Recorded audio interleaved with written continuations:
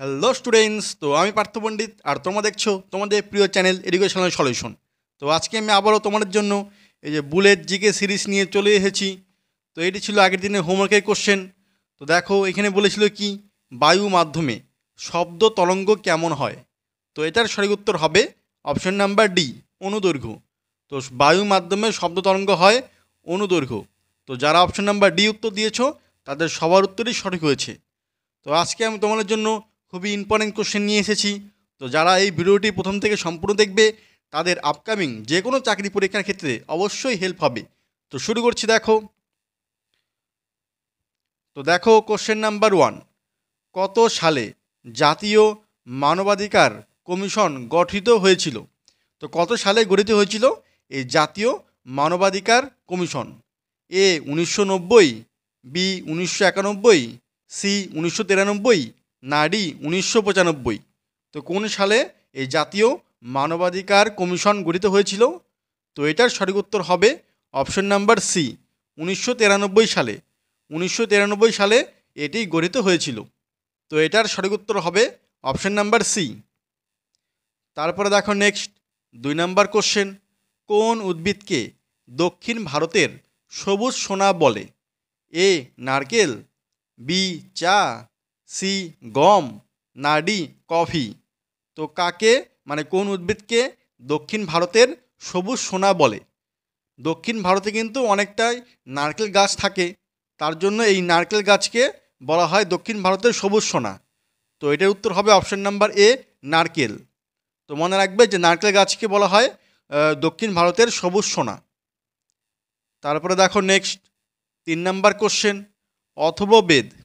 অথর্ববেদ কে ফরাসি অনুবাদ করেন? কে ফরাসিতে অনুবাদ করেন এই Atharvaveda? A Darashikoh, B Todarmal, C Abul Fazl, না ডি হাজি ইব্রাহিম সিরহিন্দি।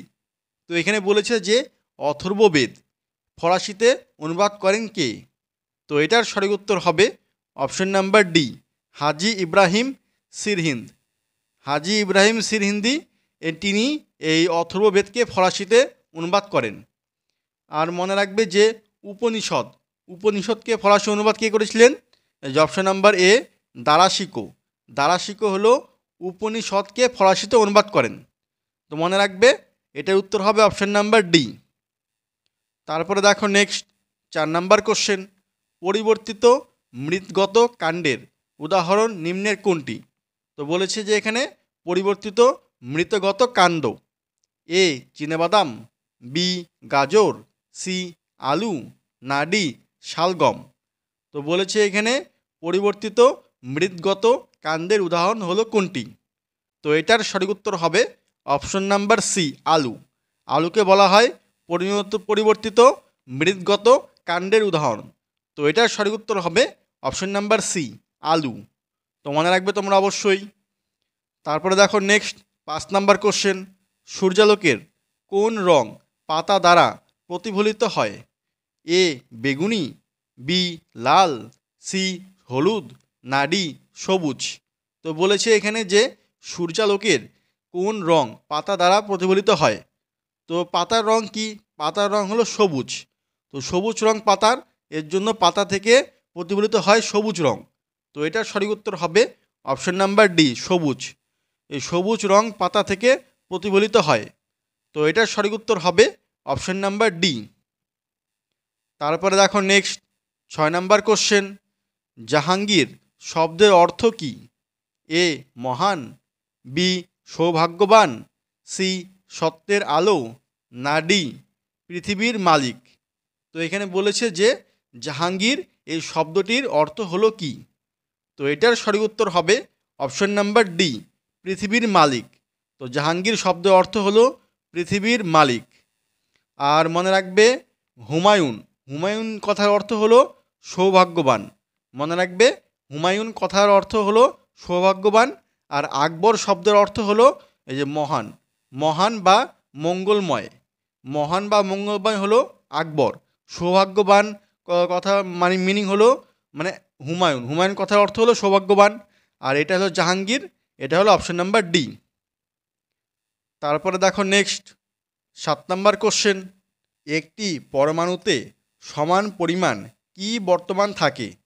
এ প্রোটন এবং নিউট্রন, বি প্রোটন এবং ইলেকট্রন, সি প্রোটন এবং পজিট্রন, না ডি নিউট্রন এবং ইলেকট্রন। তো বলেছে এখানে যে একটি পরমাণুতে সমান পরিমাণ কি বর্তমান থাকে।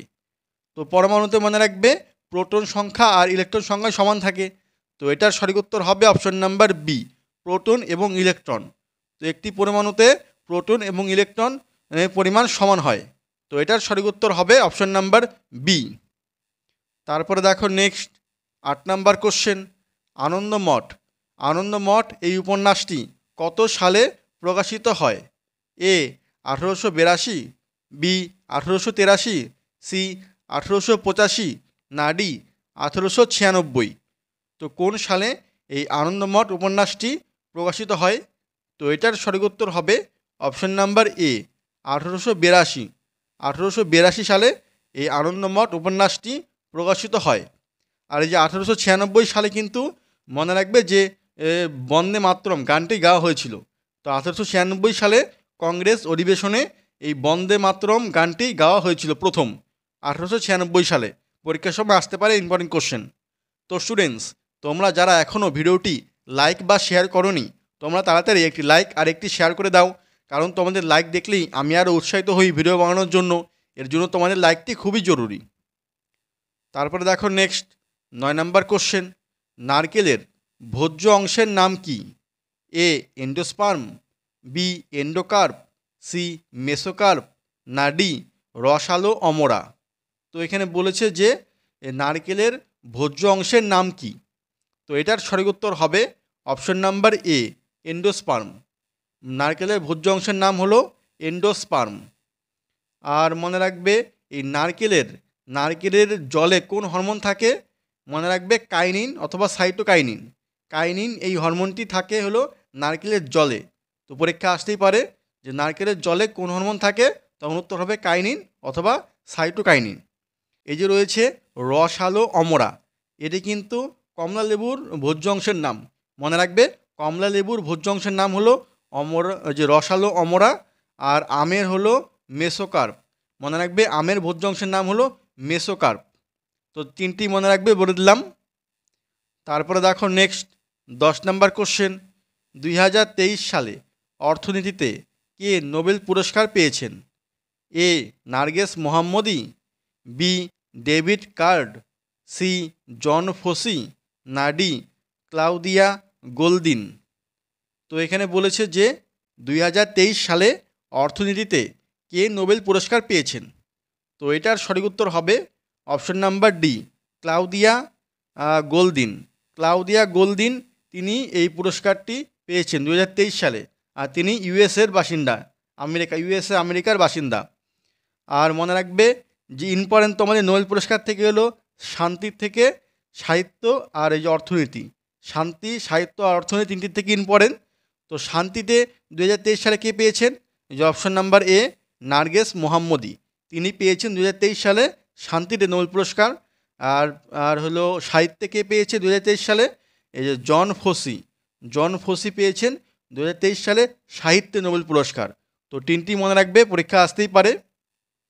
তারপরে দেখো নেক্সট 11 নাম্বার কোশ্চেন, ঝিনুক ও শামুকের খোলায় কী ধরনের উপাদান থাকে?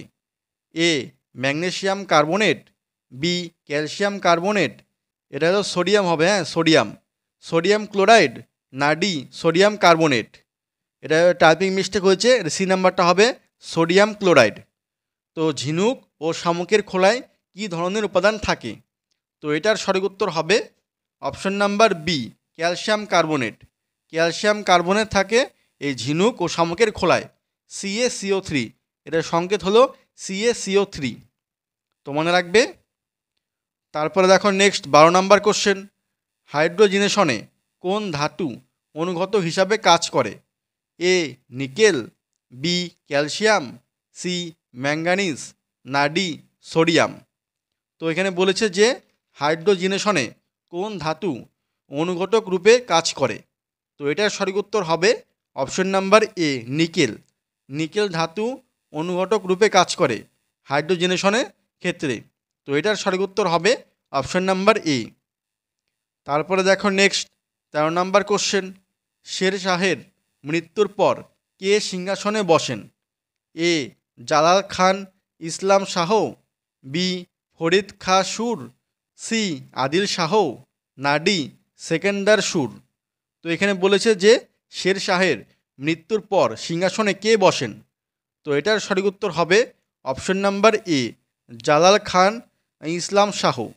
জালাল খান ইসলাম শাহ তিনি এই শের শাহের মৃত্যুর পর সিংহাসনে বসেন। আর এই যে ফরিদ খাঁ সুর যে রয়েছে, এটা কিন্তু শের শাহের প্রকৃত নাম হলো ফরিদ খাঁ সুর। এটা মনে রাখবে, পরীক্ষা এটা আসতে পারে, শের শাহের প্রকৃত নাম হলো ফরিদ খাঁ সুর। তারপরে দেখো নেক্সট 14 নম্বর কোশ্চেন, সালুব বংশের প্রতিষ্ঠাতা কে ছিল? এ নরস নায়েক, বি নরসিংহ সালুব, সি সদাশিব রায়, না ডি ইম্মাদি নরসিংহ। তো বলেছে এখানে যে সালুব বংশের প্রতিষ্ঠাতা হলো কে? তো এটার সঠিক উত্তর হবে option number B Narasimha Saluva. Narasimha Saluva হলো এই সালুব বংশের প্রতিষ্ঠাতা। তো মনে রাখবে এটার উত্তর হবে অপশন নাম্বার বি। তারপরে দেখো নেক্সট 15 নম্বর কোশ্চেন, গঙ্গা নদী পশ্চিমবঙ্গের কোন স্থানে দুটি শাখায় ভাগ হয়েছে? এ নবদ্বীপ, বি ধুলিয়ান, সি হুগলি, না ডি বোলপুর। তো এখানে বলেছে যে গঙ্গা নদী পশ্চিমবঙ্গের কোন স্থানে দুটি শাখায় ভাগ হয়েছে? তো এটার উত্তর হবে অপশন নাম্বার বি মুর্শিদাবাদের এই ধুলিয়ান জায়গাটায় এই গঙ্গা নদী দুটি ভাগে ভাগ হয়েছে। এই ধুলিয়ান স্থানে, মনে রাখবে এটি মুর্শিদাবাদে রয়েছে ধুলিয়ান। এখান থেকে একটি হলো পদ্মা নামে বাংলাদেশে চলে গিয়েছে মেন শাখা, আর তারপরে ভাগীরথী নামে এই পশ্চিমবঙ্গের উপর দিয়ে প্রভাবিত হয়েছে। তো মনে রাখবে এটার উত্তর হবে অপশন নাম্বার বি। তারপরে দেখো নেক্সট 16 নম্বর কোশ্চেন, তামা ও সোনার মিশ্রণে যে ধাতু সংকর তৈরি হয় তার নাম কি? এ মোনেল মেটাল, বি ব্রোঞ্জ, সি গিনি সোনা, না ডি জার্মান সিলভার। তো এখানে বলেছে তামা ও সোনার মিশ্রণে যে ধাতু সংকর তৈরি হয় তার নাম কি? তো এখানে উত্তর হবে অপশন নাম্বার সি গিনি সোনা। তো এটার উত্তর হবে অপশন নাম্বার সি গিনি সোনা। তামা ও সোনা মিলে হয় গিনি সোনা, মনে রাখবে। তারপরে দেখো নেক্সট 17 নম্বর কোশ্চেন, ভারতের বর্তমান প্রতিরক্ষা মন্ত্রী কে? এ নির্মলা সীতারামন, বি রাজনাথ সিং, সি অমিত শাহ, না ডি পীযূষ গোয়েল। তো এখানে বলেছে ভারতের বর্তমান প্রতিরক্ষা মন্ত্রী কে? তো এটার সঠিক উত্তর হবে option number B Rajnath Singh. তো মনে রাখবে রাজনাথ সিং হলো ভারতের বর্তমান প্রতিরক্ষা মন্ত্রী। তো এটার সঠিক উত্তর হবে অপশন নাম্বার বি। তারপরে দেখো নেক্সট 18 নম্বর কোশ্চেন, বায়লাদিলা লোহা উত্তোলক অঞ্চল নিম্নের কোন রাজ্যে অবস্থিত? এ ছত্তিশগড়, বি কর্ণাটক, সি ঝাড়খণ্ড, না ডি ওড়িশা। তো কোন রাজ্যে অবস্থিত এই বায়লাদিলা লোহা উত্তোলক অঞ্চল? তো এটার সঠিক উত্তর হবে option number A Chhattisgarh. Chhattisgarh রাজ্যে অবস্থিত এই লোহা উত্তোলক অঞ্চল। তো এটার সঠিক উত্তর হবে অপশন নাম্বার এ। তারপরে দেখো নেক্সট 19 নম্বর কোশ্চেন, কে বিএআরসি এর ডিরেক্টর জেনারেল নিযুক্ত হন? A S Somnath, B Udupi Ramachandra Rao, C Ajit Kumar Mohanty, না ডি শ্রী বিবেক ভাসিন। তো এখানে বলেছে যে কে বিএআরসি এর ডিরেক্টর হিসাবে নিযুক্ত হন। আগে জানতে লাগবে যে বিএআরসি এটা কি, এটা ফুল ফর্ম কি। তো এটা ফুল ফর্ম হলো ভব অ্যাটমিক রিসার্চ সেন্টার।